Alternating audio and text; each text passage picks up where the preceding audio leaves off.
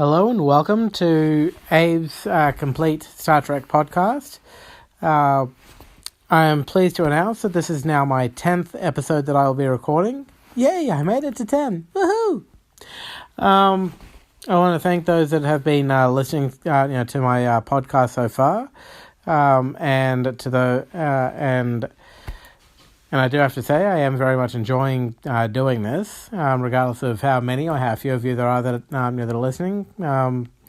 It's also partially for me too. I mean, that a chance for me to rewatch and talk about all the Star Trek episodes which I have watched in the past, but having a chance to rewatch again in order is proving to be quite enlightening for me in some respects to see exactly how many plot holes the original series had, and I look forward to continuing to do this.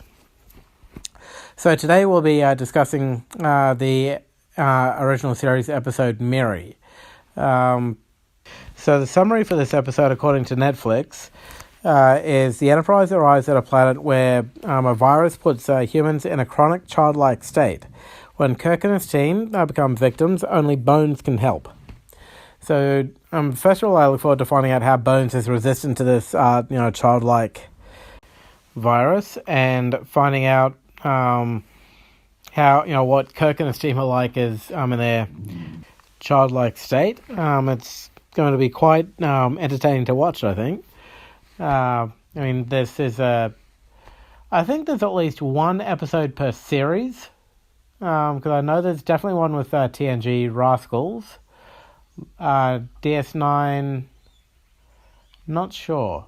DS9 and Voyager, I'm not sure. I think that I do have a vague recollection that there may be a Voyager episode that has the crew reverting to their childlike states in some form, but I'll need to rewatch those episodes, and I'll kind of make a pre-comment in relation to this the Miri episode if I do come across them again.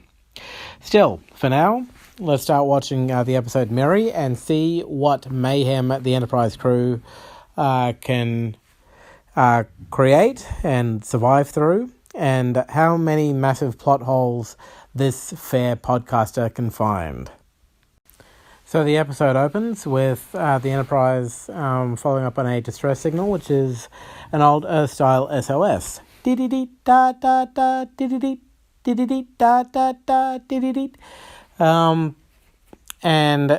they're making a comment that this far out, hundreds of light years away, that there are no colonies or vessels that are gone out this far. And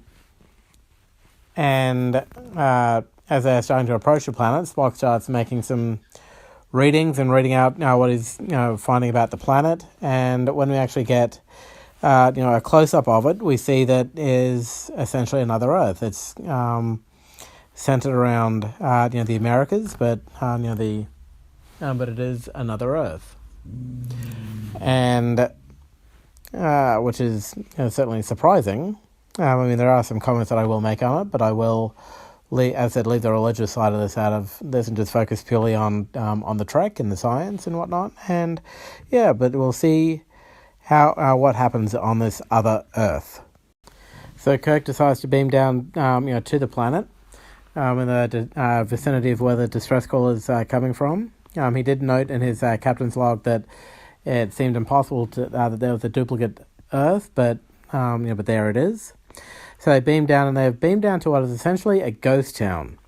It's Earth in the mid-1960s, which is appropriate considering that's when the Star Trek show was actually being created and shown. So why not just make it easy?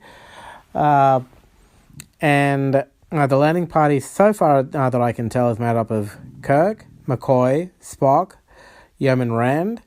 I believe I saw Scotty there, and two miscellaneous red-shirted security officers.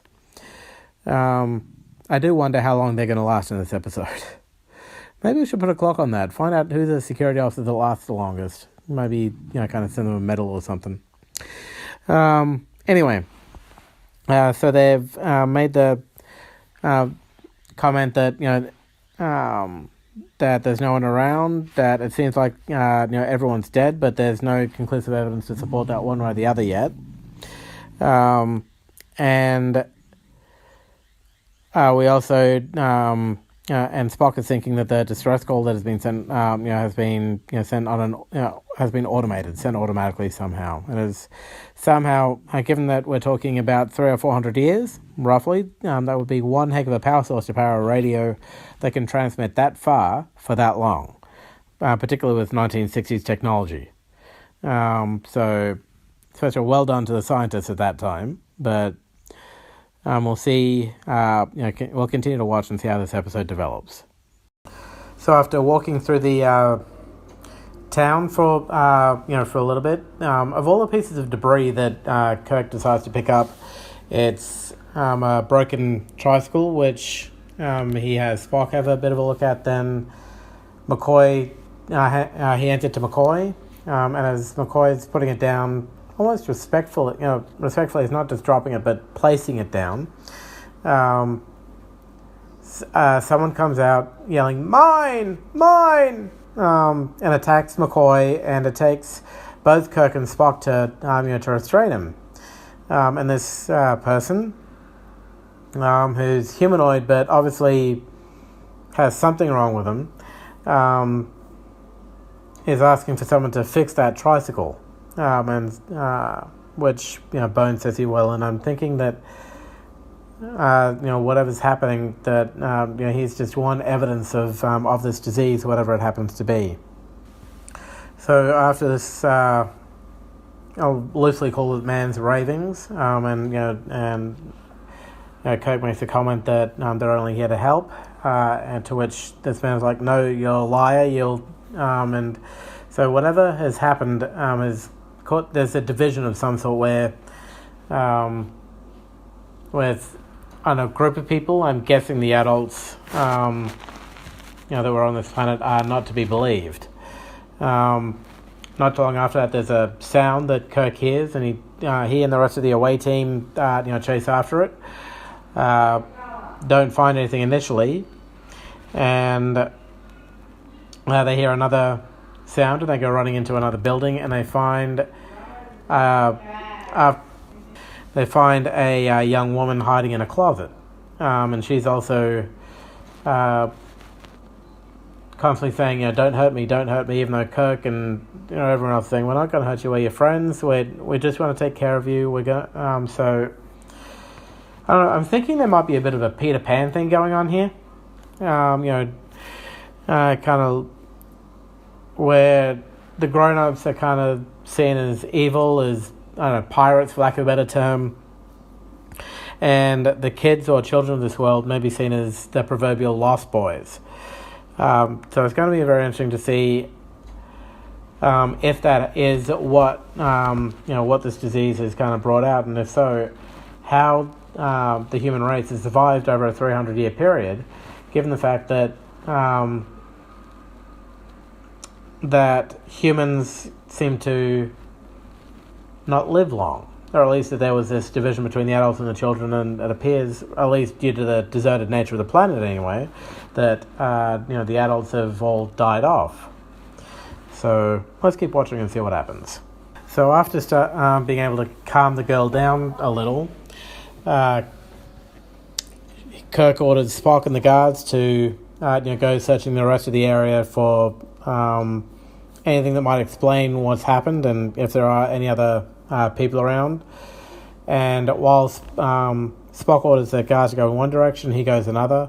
And while he's looking around, there's someone who's creating a small... the camera's looking through glass, but it's very dusty, very dirty glass that can't be seen through. And a hand is wiping a small hole to be able to kind of look through to see what's going on. Spock, I don't know whether he saw this or whether he did, or his tricorder found some kind of life sign, but he starts heading towards that window, I suppose, and looks through.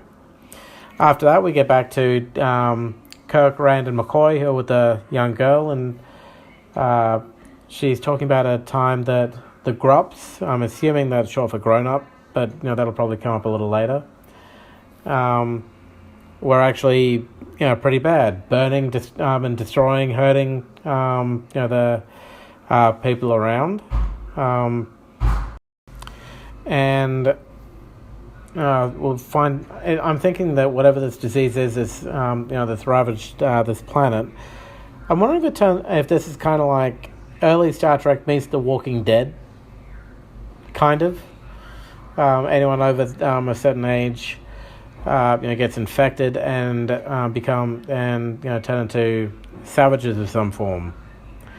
But somehow the children are immune to whatever's going on, which could. I can see the logic in such a storyline. I mean, this one I'm still pretty early on, but I'm not seeing too many plot holes yet. Because children's immune system is naturally stronger than that of a grown-up. I mean, children are still fresh with their vaccines if they've got them, and their natural immunity is generally higher than that of an adult, because adults are generally more. I don't know. I feel free to correct me. I'm expecting to get some kind of feedback on this one, but my understanding is that the older you get, the more susceptible you become to various diseases, which is why you need fresh boosters for different things. If also depending on where you're going, but it's the kind of thing that does make sense to me. But let's see what else the episode reveals. So we get a bit of a description of what's going on here. Some time back, although not, it's unclear as to how long, but it must have been fairly recent. There was a disease here that seemed to affect the grown-ups, but for some reason didn't affect the children.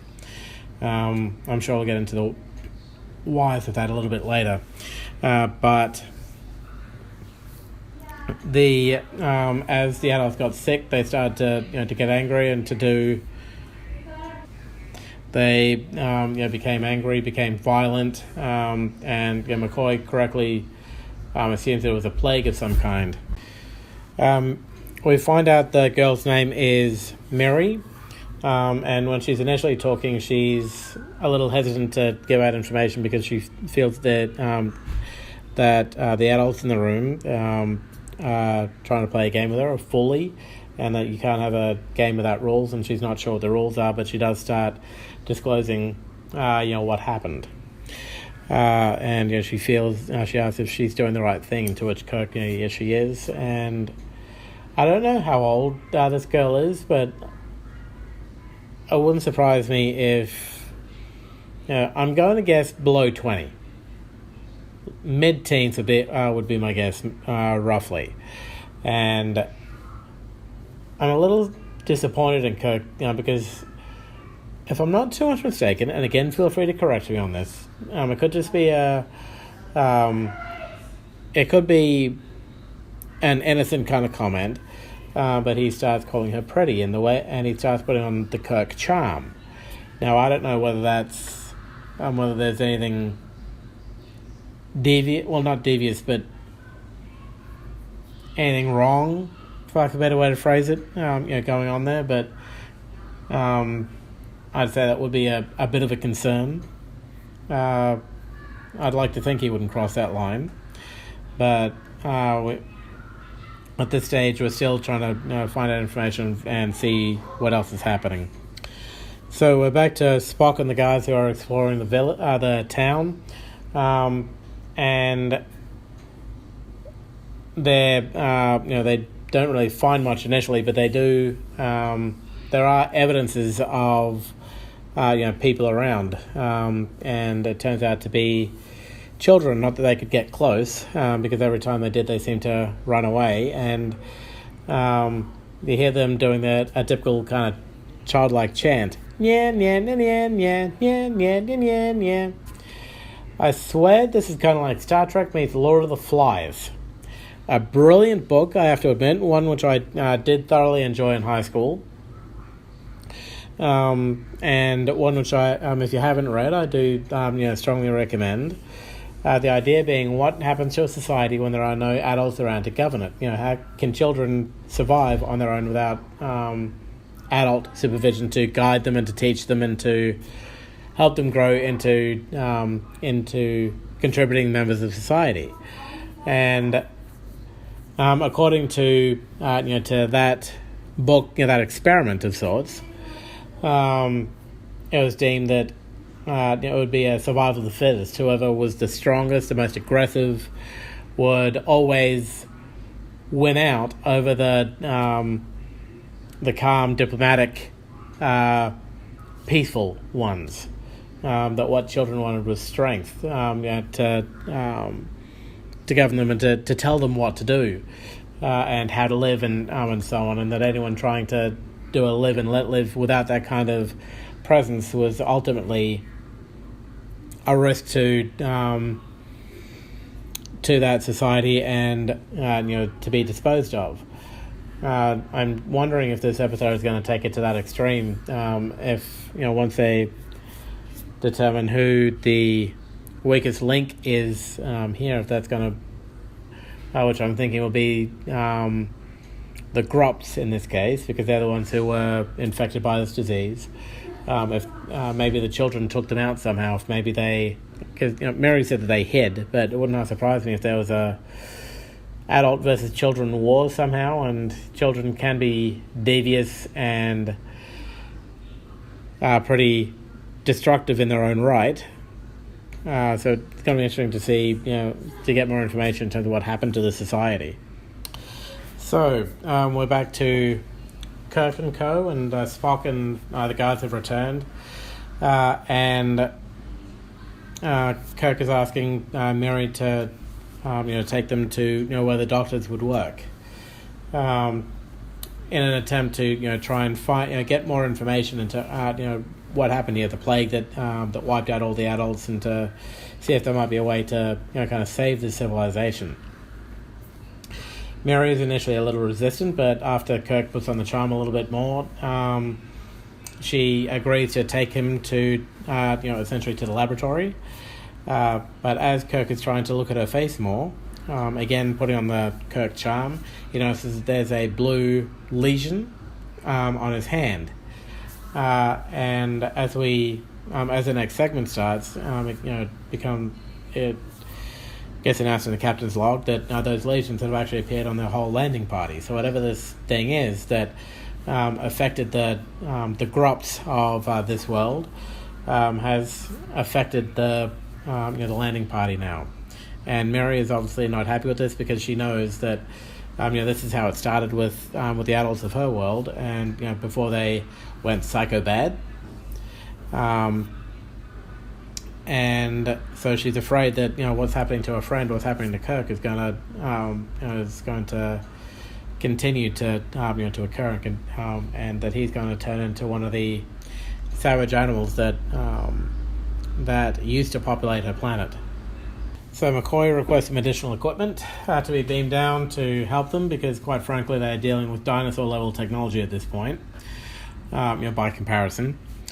And Kirk and Spock are continuing to look through medical files and lab reports that are there, and it's noted that Mr. Spock, that whatever this disease is hasn't affected Mr. Spock. It could be, which could be because of the design or the makeup of his Vulcan blood, which I'm sure will come into it when trying to work out a cure or manufacture a cure to this disease. McCoy knows that he's also getting the more of the lesions,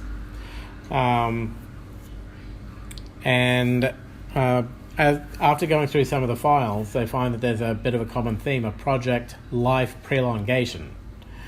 But it appears to have had the opposite kind of effect, which is added reason why I'm thinking this is kind of like three different series almost together: Star Trek, Walking Dead, and Lord of the Flies, which has proven to be quite the interesting combination.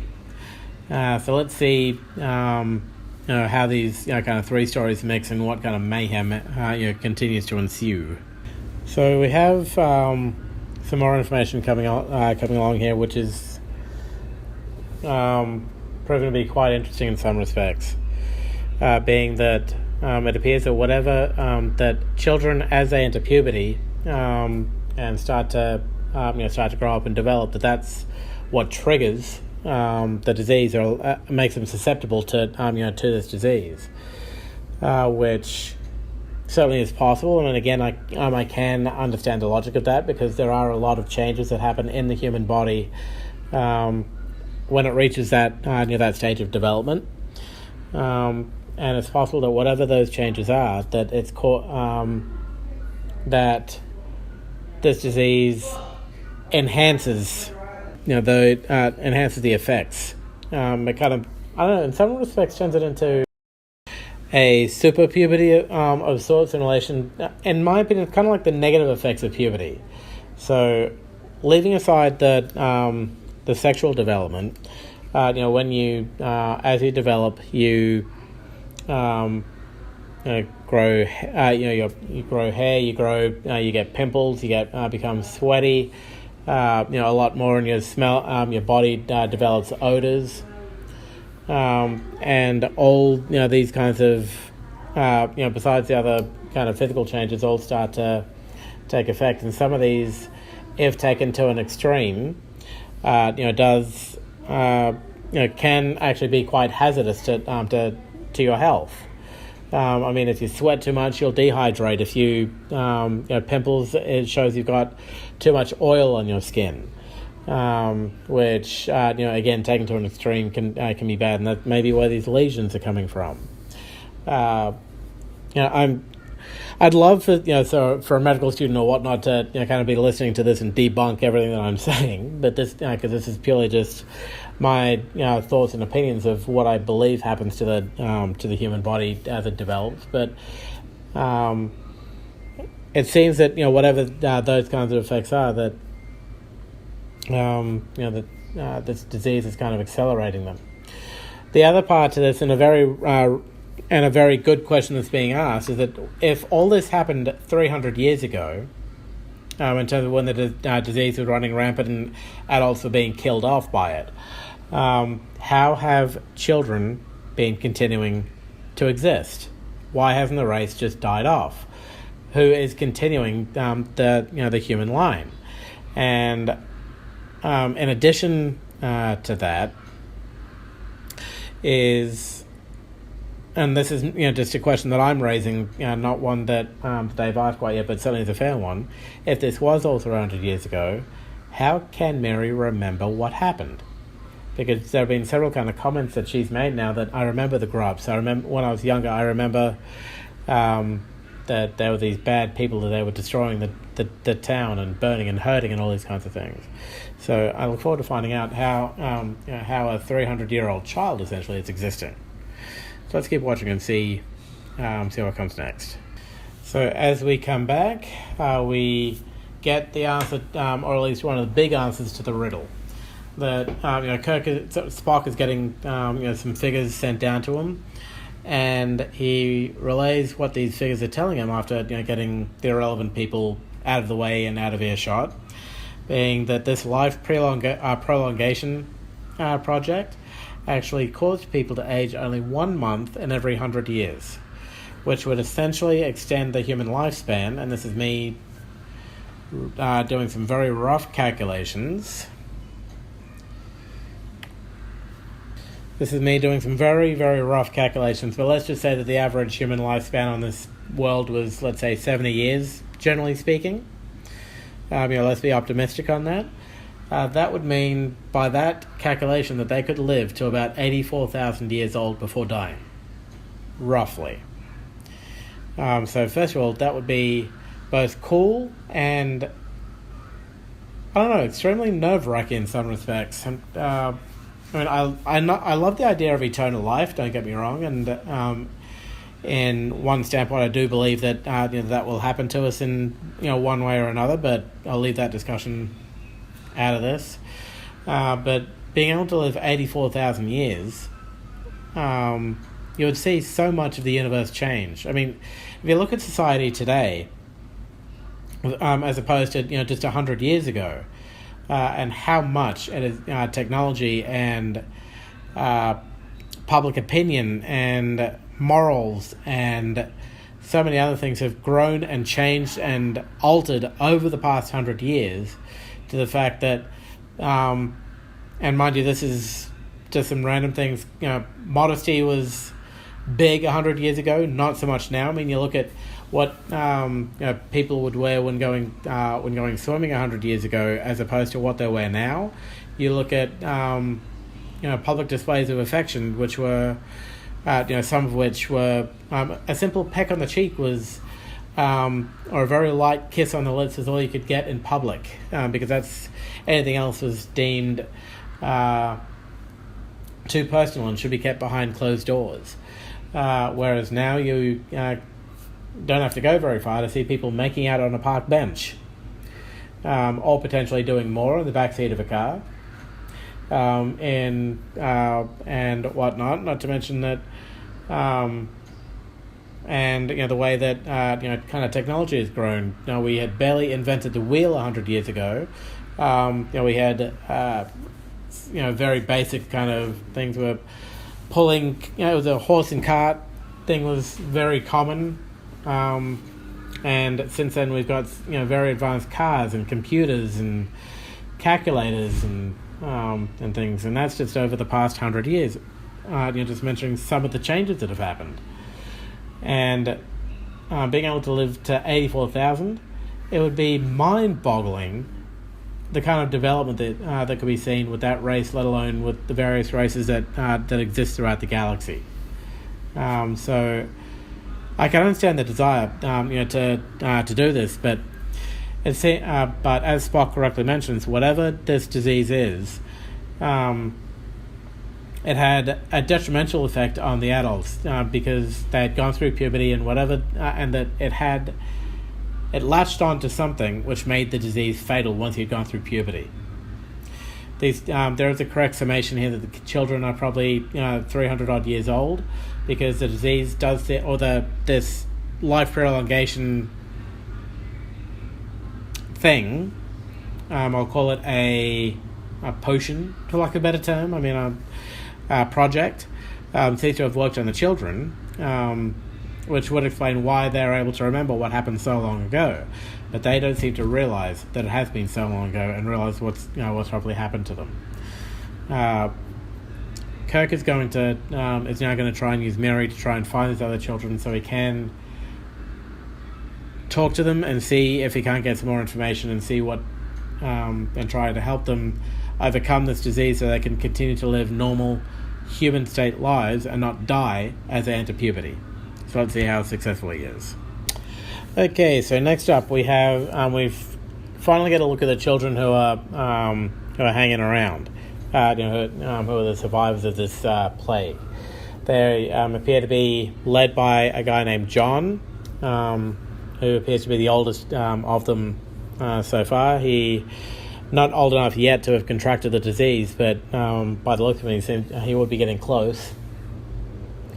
And they're all, the children that are with him, there's appears to be about 15, 20, I guess, roughly. Are thinking that John's worried because he remembers the before time when there were adults around and how they didn't react well to this disease. And he's wondering what to do about Kirk and the landing party, and wondering where they came from. He thinks they may have come from the sky, which is a correct assumption on his part, but they're wondering, well, what do we do about them? And John has obviously got violence on his mind, which is not good, for Kirk and crew. But initially, he's thinking that first thing we need to do is cut them off, from the help they're getting, and to do that, they need to take away the boxes that they use to talk to each other. They're communicators. Not too long, and he also, lets the other children know this isn't a game. This is a real dangerous, kind of situation, because there are adults around again, and adults hurt, they burn, they destroy, and that's the only memories that they've got of them. which I think is a shame in a lot of ways, because adults are also capable of kindness, love, compassion. But because of this disease, they never really got a chance to experience that that side to adult life. So Kirk and Miri come along, and John and the kids hide. Kirk and Miri enter the building where the children are, and the children are running around rampant initially. And then one of the older children, who has since entered puberty and become infected, attacks Kirk. And Kirk manages to wrestle her off and stuns her, but apparently the power of a stun setting is too much for for someone infected with this disease, because it ended up killing her. And Miri recognizes her as one of her friends, who was only just a little bit older than her, so Miri is understandably becoming very afraid that she may be next. So Spock has continued to review the lead scientist's notes, and it's found that the lead scientist knew that he was going crazy, and that his information could no longer be relied upon. And the main piece of information to come out of this next bit is that they're down to a week, to 1 week of life left, as far as being able, the length of the disease and how long it'll take, to affect them.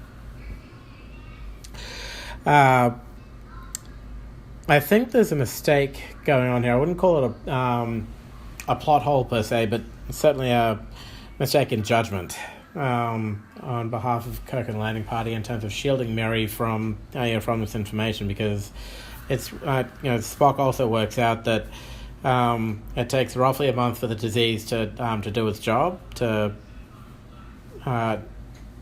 kill someone once they're infected and once they've gone through puberty. And so that gives Miri about 5 or 6 weeks left, according to his calculations. Now, they shield her from that information, and I personally think that's a mistake, regardless of how old. And I realize this is a personal opinion thing, so feel free to disagree with me. But I think that that's going to eventually drive a wedge between Miri and the landing party, and particularly Miri and Kirk, because Kirk was the main instigator of her being distracted and out of the way when all the hard figures were coming through, and will prove to provide evidence. I'm guessing that John's going to try and use this to show that Kirk is a liar, Kirk is evil, Kirk is a grup who just wants to hurt them and destroy them, just like a typical person, because he withheld this information,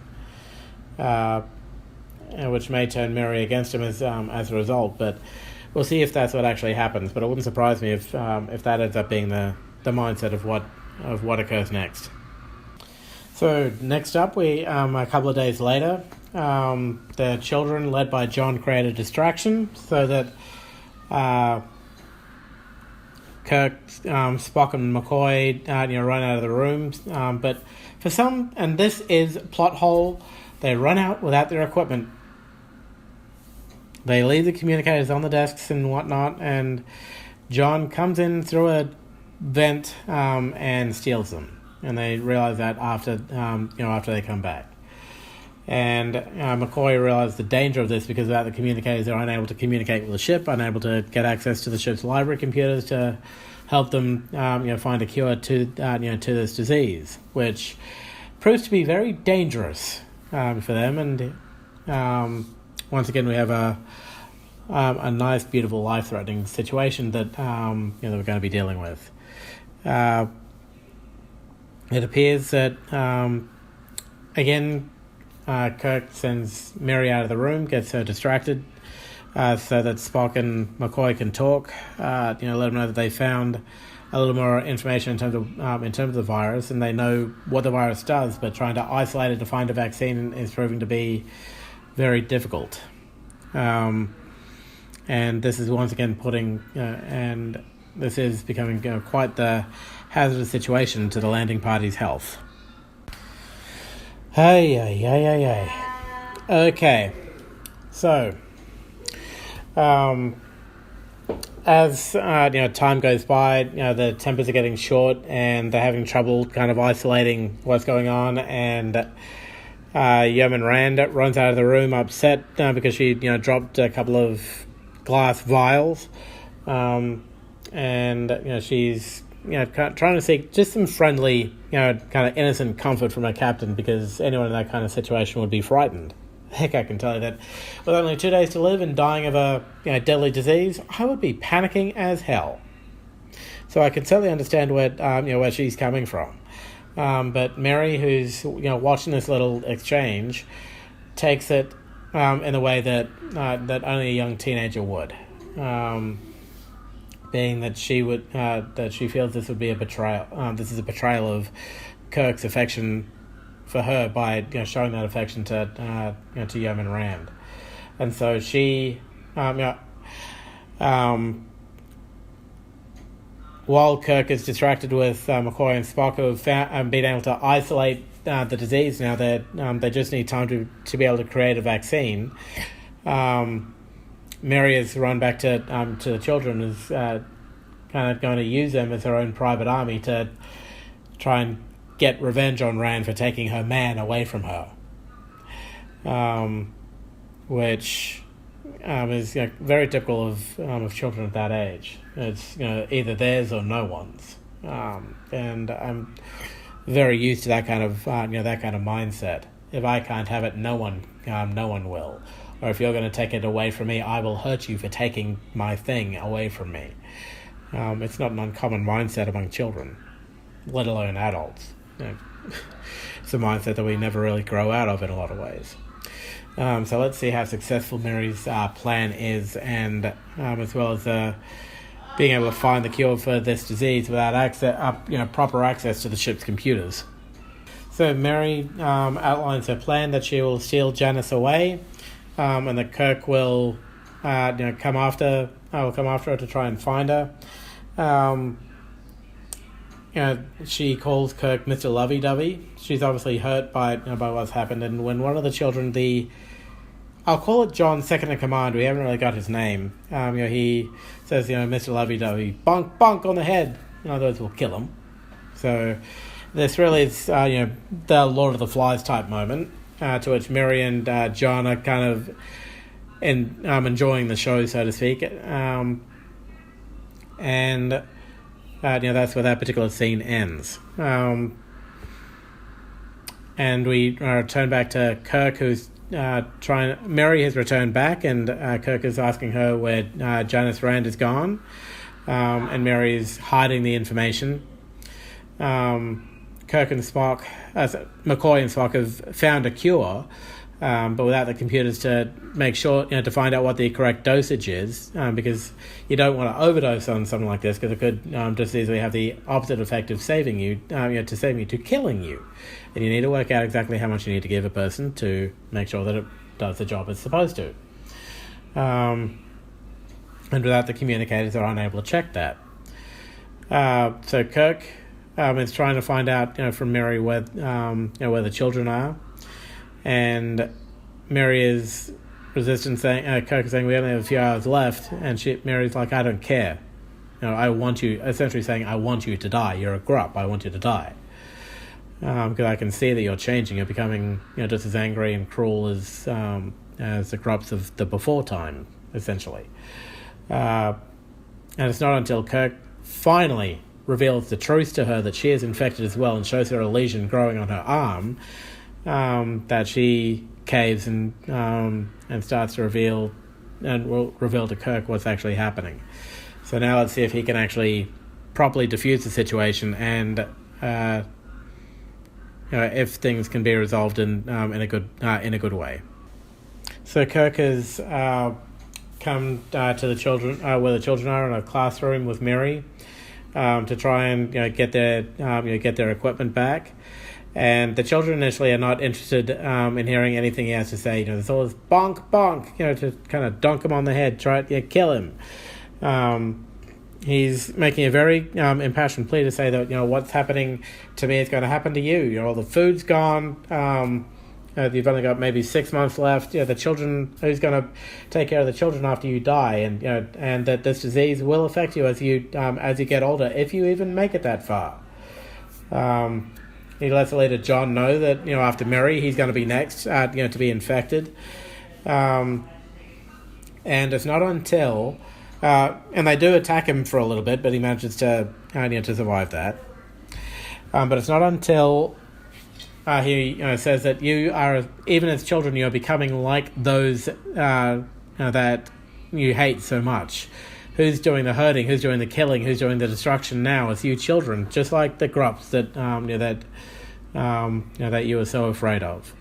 And he makes and he says, "I'm a grup, and I'm trying to help you." That they finally relent and give him back the communicators, so that Kirk and Spock, so that McCoy and Spock can finally find the cure to this disease, and work out that the correct dosage, so that it has a correct effect. So we're back to Spock and McCoy, who Spock is ready to hypo, to give to someone once they've worked out what the correct dosage is.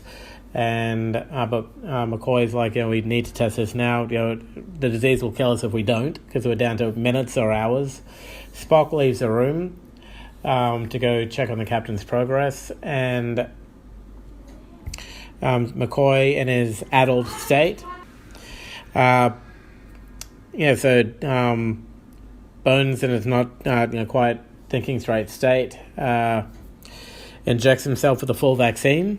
With a full vial, and it gets knocked unconscious as a result. He calls out to Spock, who comes rushing back in. There's only one security guard with him, so I'm thinking that the other one might have succumbed to the disease. I don't know that yet, but we'll see in a few moments, I'm sure. But it appears that Kirk has come back with the children and the communicators and Rand, and it appears that the amount, that whatever was in this vial appears to have been the correct amount, because the blemishes that were on Bones' face are disappearing. So I'm going to say lucky guess, but it appears that they were able to to cure this disease. So let's find out what happened in the last couple of minutes of the episode. Okay, so it appears that that everyone gets cured, and the children get left there with the medical team. And Kirk has contacted Starfleet Command to get a whole group of adults out there, teachers, advisors, and whatnot, to help raise the children. And so that there is is the episode. It was an interesting one. I do agree that it's a definitely Star Trek meets Lord of the Flies. A good combination. I didn't see any plot holes in this one really, which I was quite pleased about.